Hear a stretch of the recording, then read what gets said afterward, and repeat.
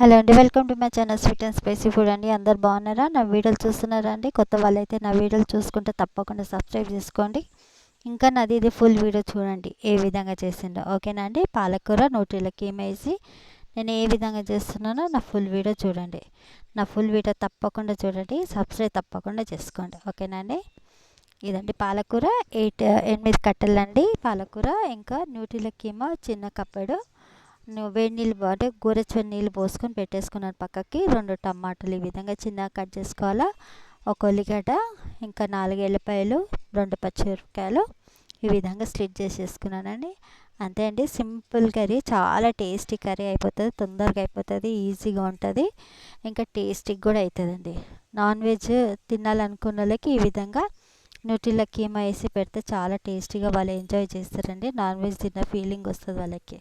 ఓకేనా అండి? ఇదండి నూనె తగినంత వేసేసుకొని కొంచెం జీలకర్ర తాలింపులు వేసేసుకోవాలండి. జీలకర్ర ఫ్రై కాగానే ఎల్లిపాయలు వేసేసుకోవాలా. ఎల్లిపాయలు వేసేసుకున్నాక పచ్చిమిరపకాయలు ఉల్లిగడ్డలు కూడా వేసేసుకోవాలా. మీరందరూ నా వీడియోలు చూస్తున్నారండి, లైక్ కొట్టట్లేదు, ఇంకా సబ్స్క్రైబ్ కూడా సారీ అండి, సబ్స్క్రైబ్ చేస్తలేరండి. ప్లీజ్ అండి సబ్స్క్రైబ్ చేసుకోండి. మీరందరూ సపోర్ట్ నాకు కావాలండి, మీరందరూ నాకు సపోర్ట్ చేయండి. ఓకేనా అండి?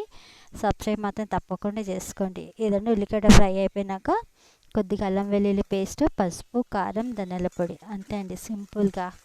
ఎంత మీరు కారం తగినంత వేసుకోండి, ఉప్పు తగినంత వేసుకోండి. ఓకేనా అండి?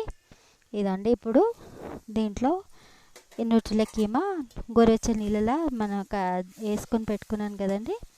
ఇదండి అది కూడా కొన్ని దీంట్లో వేసేసుకొని కొద్దిసేపు ఫ్రై చేయాలండి. ఇదండి ఫ్రై అయిపోయింది. ఇప్పుడు టమాటాలు వేసేసుకోవాలి. ఇది రోటీ కర్రీ రైస్ కర్రీ చాలా బాగుంటుందండి, ట్రై చేయండి. ఓకేనా అండి? చాలా టేస్టీగా, అందరికీ హెల్దీ ఫుడ్ అండి. ఏదండి ఈ టమాటాలు కూడా మంచిగా దగ్గర పడ్డాక అప్పుడు దీంట్లో మనం పాలకూర వేసేసుకుందామండి. ఇదండి టమాటాలు కూడా మంచి దగ్గర గుజ్జుగా అయిపోయింది. పాలకూర వేసేసుకొని ఇది మూత పెట్టుకొని సిమ్ పైన 10 మినిట్స్ పెట్టుకోవాలండి. చూసిరా, నేను మధ్యలో ఒక్కసారి కలిపినానండి అంతే. తర్వాత సిమ్ పైన మూత పెట్టేసుకున్నాను. కూర ఎంత తొందరగా అయిపోతుంది అంటే 15 మినిట్స్లో మీకు కర్రీ రెడీ అయిపోతుందండి. ఓకేనా అండి? ఏం కర్రీ ఇట్లా ఈ విధంగా చేసుకోవచ్చండి. ఏం లేనప్పుడు ఈ విధంగా తొందర కావాలంటే ఈ విధంగా చేసుకోవచ్చు. చూడండి, నా వీడియో మొత్తం చూసిండ్రండి. నా మొత్తం చూసినందుకు చాలా థ్యాంక్ యూ అండి. మీరు తప్పకుండా సబ్స్క్రైబ్ చేసుకోండి.